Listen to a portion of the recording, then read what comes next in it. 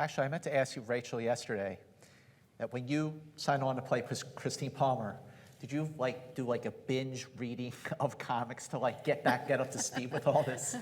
I did read, Scott sent a few my way that I looked at, and I looked at, she's sort of an amalgamation of a bunch of different characters, so there wasn't one particular place to go to, which I was kind of excited about because she could be kind of a new invention in a way.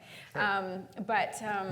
I mean, I looked at a lot of Nightcrawler because she was in a lot of those, and yeah, and I've been getting up to speed with, I was reading Judy Blume when I was oh, sure. a teenager. As you should. So yeah, right? I've been kind of getting up to speed on the comic universe, but I love graphic novels. I just devour those now. So yeah. I love the medium, and I think it translates to film. You know, it's just such a perfect matchup. So yeah, I'm still learning though. Yeah, sure. Yeah, it's always a learn. Yeah. Who's next? Who has a question? Yes, right over here on the aisle. Benedict, the key to the Doctor Strange is at the beginning is his arrogance, his confidence, smartest guy in the room, and the fall and the humbling he goes through. Is that like playing Holmes, or is that completely different? Well, I'd say that fall's still going on, to be honest, in that particular franchise. But so no, I'd say it's slightly different. I mean, there's in the Venn diagram of similarities, there is the crossover of clever and arrogant, I suppose, and workaholic. But, you know, Strange is a materialist. He's egocentric, yes, but he's got charm and he's witty. He's liked by his colleagues. He's had relationships with them. He's not, he's not the sort of cut-off outsider, sociopathic, asexual, obsessive that Sherlock is. So, there's a world of difference, and he doesn't, he lives in New York and eats bagels every now and again, so that's also different. He's a man of the world, as opposed to Sherlock, who isn't. What to say on that? Sorry. Who's next? Yes. Hi, Kit. Right over here in the middle, if you can. Rachel, I know everyone got to kind of do some fun stuff.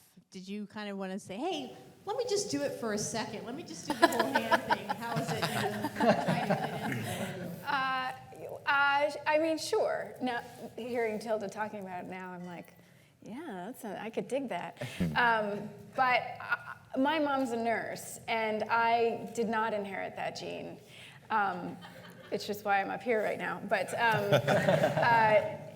I was always fascinated by what she did because it was so far from anything I really understood. So to get to delve into the medical side of things and shadow I met this incredible female neurosurgeon in Toronto, and we had a great neurosurgeon on set, and I got to I was given the offer to go in an evac helicopter and do a weekend, which I'm so sad I had to turn down because I'm a terrible flyer and I am really queasy about blood. So I thought I would be more of a hindrance to that operation than a help. So I declined that. But everything else was super fascinating. And in a pinch, I could probably suture someone up now.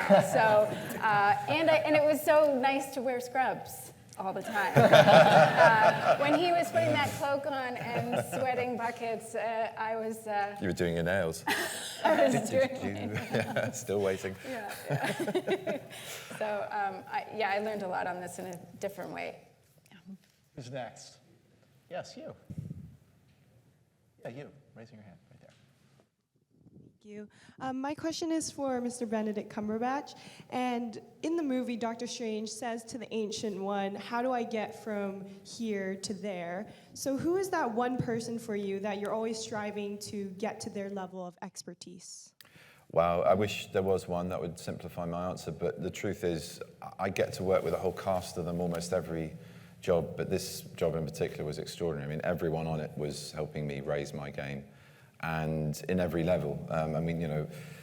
Rachel's just talked about Scrubland. I mean, that was a very detailed world, and to watch her craft, to watch her scalpel-like precision, pun intended, with just delineating exactly what was going on, where Christine was in that moment, and it helped map out an entire world that I knew my character was shifting away from, but had to be completely invested with, hopefully like the audience is at the beginning, and through the duration of the film when he crashes back into it.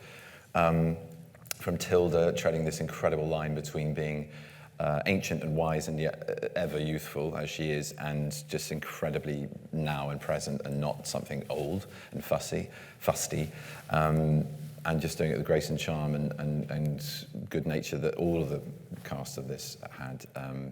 Chiwetel, who I've worked with before, again, to watch him construct Mordo and see the complexity of his journey as well come to fruition. I mean, all of it. And Mads, this man over here who complains about being 100 but moves like a 20-year-old dreams of moving sometimes. I mean, he just is the most absurd athlete, but also the most understated and supreme gentleman who is always trying to make sure that you're all right and that your craft is all right and that you're not getting hit in the face or hurt, you know. And that's not always the case in fight scenes. To Benny, who I've known for a while, we're old muckers, but to get to play with him and see, and I adore Wong. I think the world's going to absolutely love that character, and it was a masterstroke on his part. And yeah, they're the people who I get to work with every day on a job like this, and then headed by a director and a mastermind who both know their craft inside out, and you feel safe in the hands of. Parents, I mean, this could go on for a long time. This could be the parents. I haven't touched on school days yet. You know, I'm very lucky. I'm very lucky. I've worked with some truly inspiring people, and a lot of them on this huge sofa with me.